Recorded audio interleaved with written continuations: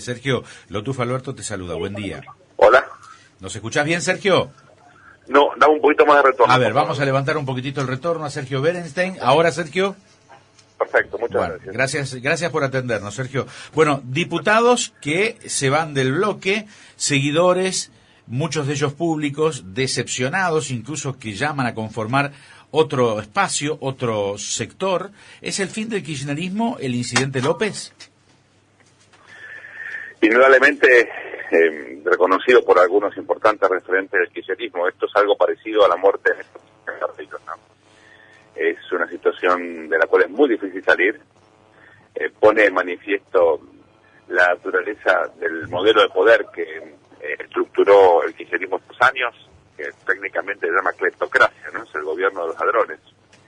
Con lo cual acá el gran desafío es distinguir, esto no es sencillo, en medio de este enorme escándalo, las ideas de las personas y los militantes de los criptócratas.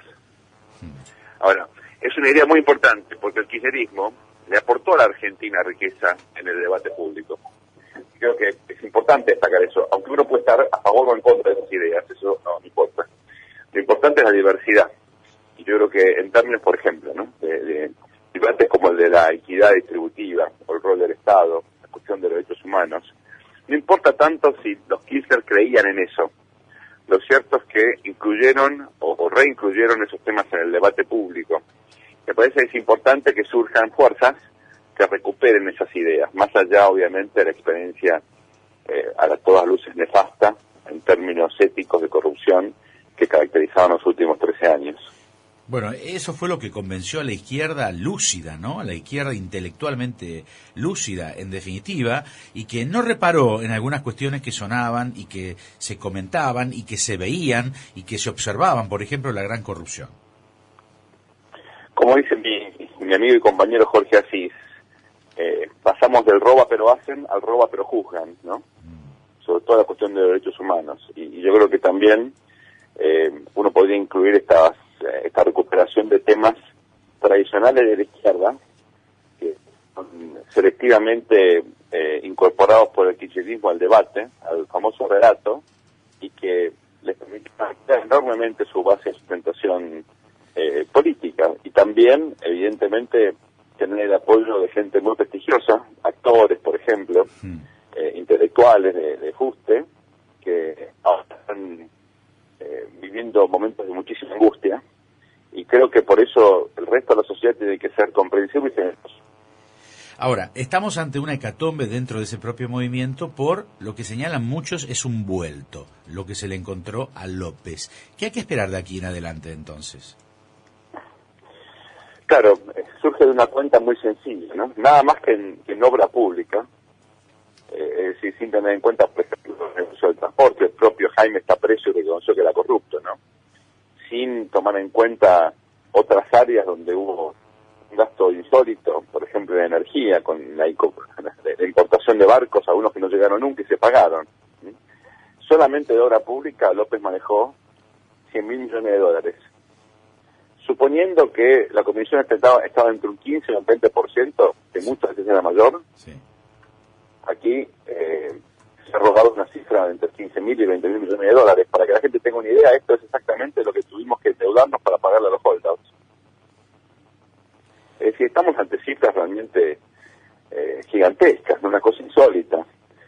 Por eso el sentido común indica que este dinero que tenía López en la casa ni siquiera expresa la fortuna que se robó López. Entonces, frente a esto, obviamente hay algo de muy corto plazo, y es que creo que es hora de que la expresidenta, los principales personeros del oficialismo le pidan perdón a la sociedad y confiesen. Segundo, hace falta que la justicia actúe.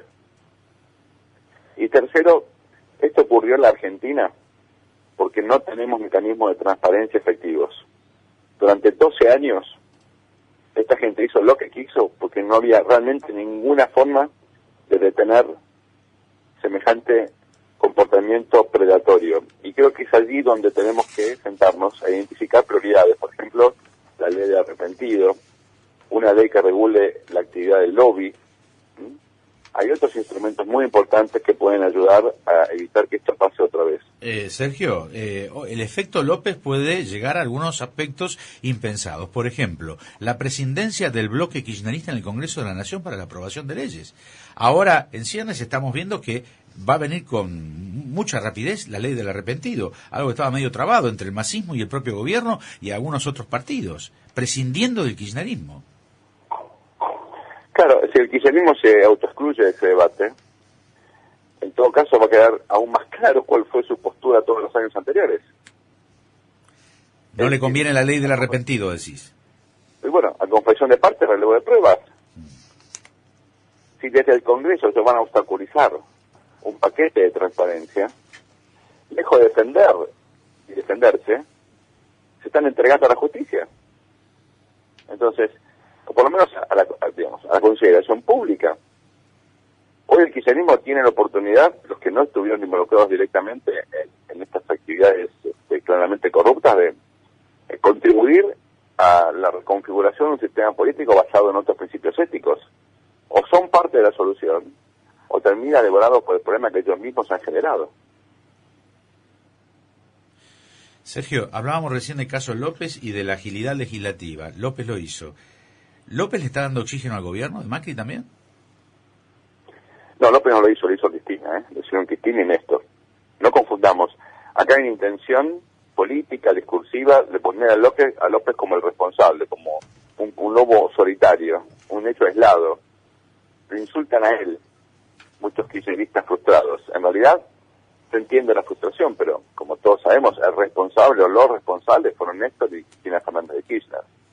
No fue López. López era un engranaje importante en un sistema mucho más complejo, cuyo objetivo, insisto, era robar, era una cleptocracia. No fue una excepción, era la regla. Te saluda mi compañero Ciro Seizas. Porque la diferencia no es menor, ¿eh? Sí, está bien.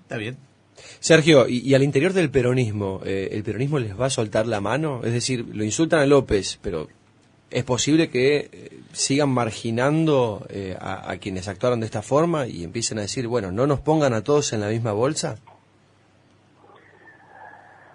Yo creo que ya tenemos evidencias, incluso antes de este episodio tan lamentable, de la naturaleza del vínculo entre peronismo y kirchnerismo. Jorge Nandó, que es apoderado legal, claro, judicialista, en enero de este año dijo: el Frente para Victoria ya no existe.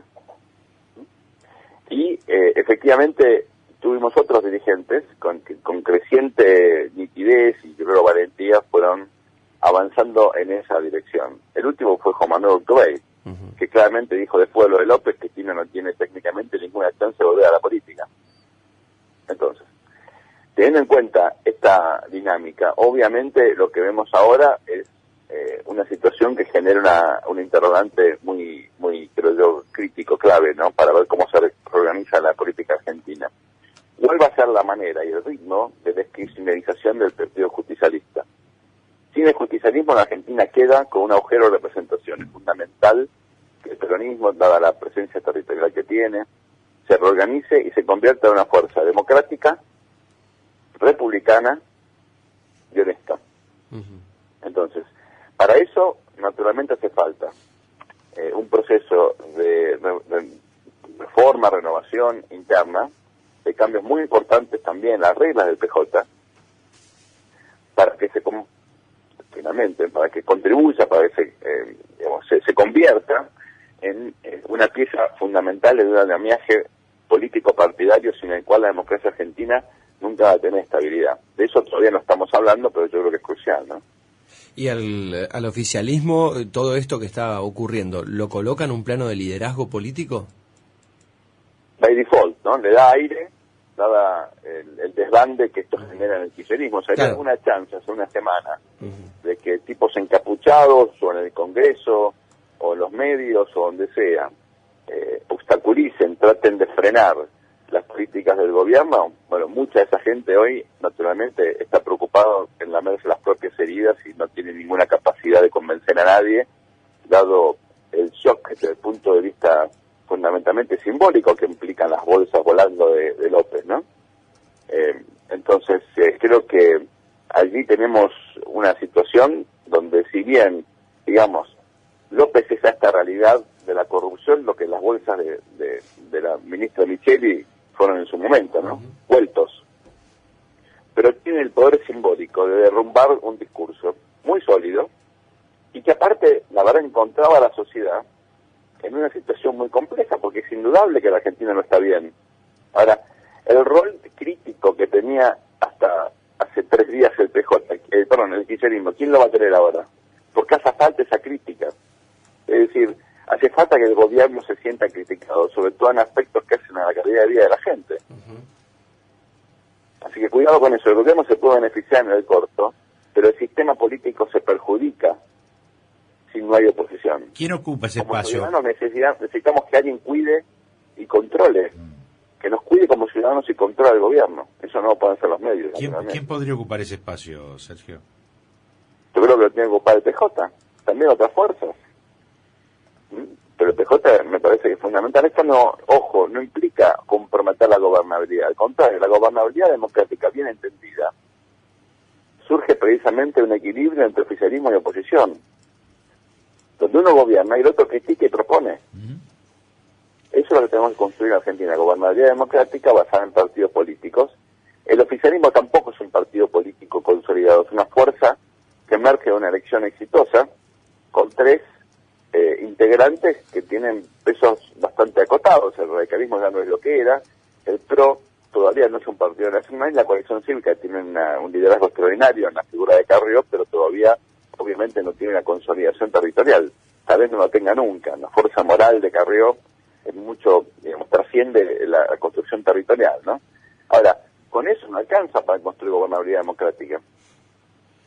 Vayamos al último, Sergio. Es importante que el judicialismo se reorganice. Sí, perdón. No, tiene que ver con la justicia, ¿no? Y estamos acostumbrados a ver jueces que se jubilan, pasan a retiro y es una manera de comprar impunidad. Los jueces en cuestión, Casanelo y Rafecas, ambos supuestamente investigando, uno a Lázaro Báez y otro al señor López, causas detenidas, ahora un poco de show, un poco de circo, llamados a indagatorias, detenciones, etcétera, pero han tenido en sus manos estos mismos jueces esas causas mucho tiempo, ya sea por la opinión pública, porque son otros los tiempos políticos, llámalo por lo que sea. Los jueces parecen salirse siempre con la suya, ¿no?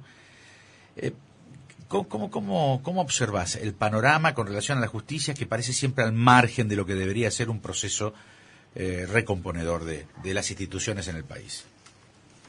El desafío que toda esta situación le impone a la justicia es enorme, pero tengamos en cuenta que la justicia, sobre todo la federal, no quiero generalizar porque hay enorme cantidad de jueces, fiscales, y secretarios de juzgado, etcétera, etcétera, integrantes del Poder Judicial que todos los días hacen un esfuerzo enorme para que los argentinos tengamos algo de justicia, ¿no? Pero indudablemente, sobre todo en los foros federales que tratan un caso de corrupción, narcotráfico, los que están más cercanos al poder. Ahí lo que hubo durante mucho tiempo es una situación en la cual, por la fortaleza exagerada, por la hegemonía que imponían los presidentes, tanto el Poder Judicial como el Poder Legislativo quedaban desplazados a un segundo plano. Y aprovechados, en todo caso, esas situaciones para hacer negocios, para pasarla bien, para trabajar hasta las 2 de la tarde, y cosas típicas del Poder Judicial, incluyendo el no pago de impuestos a las ganancias. Entonces yo creo que en una situación en la cual el presidente vuelve a tener un rol constitucional, es decir, de ser la cabeza del Poder Ejecutivo, pero no el único poder, como era hasta hace poco. El kirchnerismo, como el milenismo en su momento, fueron sistemas hiperpresidencialistas que anularon en la práctica el juego democrático y congelaron los controles republicanos. Entonces, si el presidente Macri tiene, en efecto, la vocación de recomponer el sistema político, tanto la justicia como el Congreso tienen que tener un rol mucho más importante. Y me parece que eso implica cambios funcionales, no solamente de personas, sino de funciones que trascienden la naturaleza de un juez o de una cámara. Entonces, acá, creo, hay un paso interesante en una propuesta que hizo el Ejecutivo, que se llama Justicia 2020, donde, creo yo, hay algunas discusiones viejas, renovadas, de cambios organizacionales, administrativos dentro de la justicia que pueden contribuir a asegurar imparcialidad e independencia. Después yo creo que seguramente es necesario un cambio de personas.